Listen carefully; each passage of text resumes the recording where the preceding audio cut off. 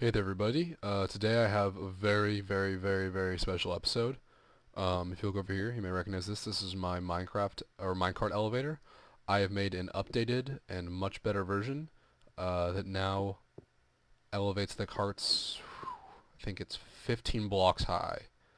Um, so, I've also hooked it up to 3 different sources. I'm going to be giving you some, I'm going to show you guys how it works. I'm going to give a pretty good explanation and a good tour of it, and then I'm going to do an in-depth tutorial on this.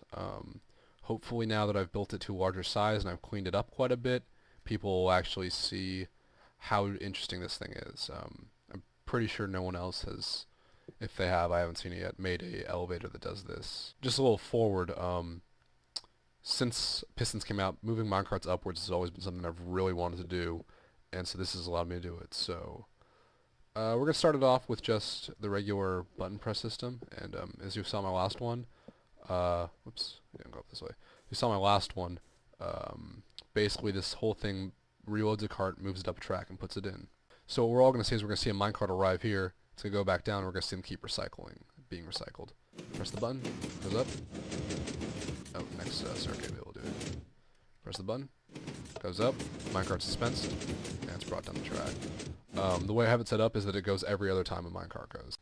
So let's press it again. And it's going to go up. Oh, it's going to be 2 more. I guess we get a cart out of the track. Up, and there goes the minecart. And we'll do it one last time. Also, as you can kind of see at the top, there's a lot of pistons here. What they're doing, I'll give you an explanation of that in a minute. Try it again. Up, forward. Slab is put back down into place, and then a fence post is put on top of it. I have the whole thing automated to 1 button now also. Again, minecart goes up, pushed in, and then it is released downwards, and the thing's put back together. Alright, and then I also have it set up down here, just so you guys can see it from the bottom, and then I'm going to put on automatic, and we're going to take a tour of it. Push up. Minecart comes down. Push it again. Minecart's loaded up, in. Everything's pushed up. Minecart, that's an extra one. That's why I say I do it every other, or else that occurs. Push it again. Goes in. Whole thing's pushed up. Minecart comes back down.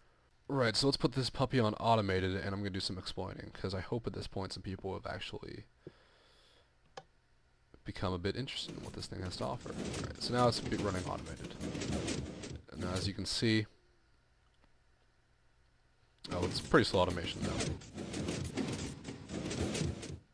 I like it a bit more button powered, but I could set up the timing a little better. You can see how it's moving up and around. So what this thing does, as I've explained before, it loads the minecarts on the half slabs, and the half slabs are pushed upwards by a piston. The reason this thing's become so difficult, I keep saying, is because the pistons need to be, the half slabs need to be returned in order for this thing to become a circle. Technically, you just have a half slab loader with pistons, and you can just put minecarts up, and they keep putting in new half slabs. So when you try to push them back down using pistons, the half slabs combine to become stone slabs. It's a weird little bug. Like the whole stack will combine instantly. It looks very strange. So you have to add fence posts in order to push them down. The reason you can't have fence posts while it's going up is because if there's a fence post in the middle right there, the minecart will not be able to load in it. So we have the fence posts put back down. And so then you wonder where the fence posts go. Whoops, fell in a hole. So then what occurs is the fence posts at a different interval are separated out and put back in their own pile. So this thing is literally combining 2 different stacks into one and separating. So it works actually on a fairly simple concept. There's just a lot of time involved. Basically what happens is there's a piston at the bottom that I have it set up for a little circuit. So the first thing that occurs is that a block is pushed forward, then it's pushed to the side, and then it's pushed into here. What's pushed into here is pushed upwards. We'll take it to the top now. And so what happens is that it's putting it back into the original stack. It's very important. It goes one the other. One pushes the slabs in the slab stack, one pushes the fences in the fence stack. And it does this off a timer. Basically it takes turns doing one than the other. So once it reaches the top, you can see a series of pistons here. There's no real good way to access it from here right now, I'm sorry. But basically, as you can see, a slab is pushed up, then pushed forward. This slab here pushes to the side, this slab pushes it forward, and this slab pushes it back down. At which point it is pushed down and then enters the other stack. And then a fence post does the exact same thing on the other side and is pushed down with it. So they make a same stack, as you can see, yeah. You'll see a slab come in and you'll see so right now it's a fence post and you'll see a slab come in, a slab got pushed down and the fence post will be falling down. The fence post pushes it all down. So to do this basically I have it set up so that each piston is individually timed. It goes in order of forward, right, up, and then the top one's going, so it goes like 1, 2, 3, 4, 5, 6, 7. And then I have it set up basically so that the slabs go first, and then I have a long time set up right here, as you'll see here in a second. And after this finishes, then the what's it called? Then the fences go. It's set up time-wise, so both are completed by the time the next circuit starts. And as you can see, it automatically pushes the minecarts out onto there and loads them back down. I was considering putting it up to a Pez dispenser, which would work exactly the same as you've seen in my videos, but this gets the point across, I hope, just as well. As you saw with my button up there, I can load it up there. I can like literally load it up there, hop in there, and I can ride it somewhere else and then have another Pez dispenser load this thing back up. So I can literally use this as a vertical elevator, a vertical Pez dispenser, which is, you know, brand new.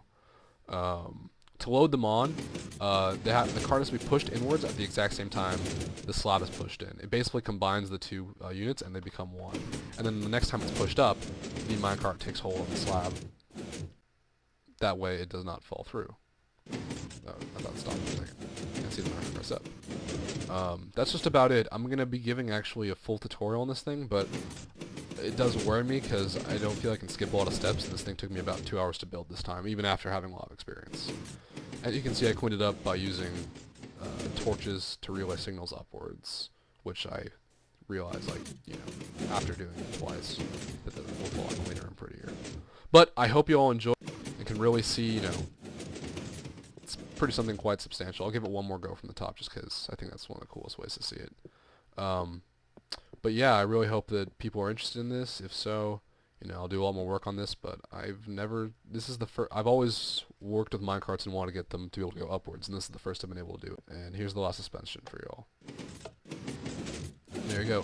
And keep in mind, it's just as easily possible for me to put like a pressure plate system going on, and so the cart just goes there and stops, hop in the cart, it goes automatically. Not a problem at all. But that's it for today, everyone. I hope you enjoy. Expect the tutorial up tomorrow or possibly the next day.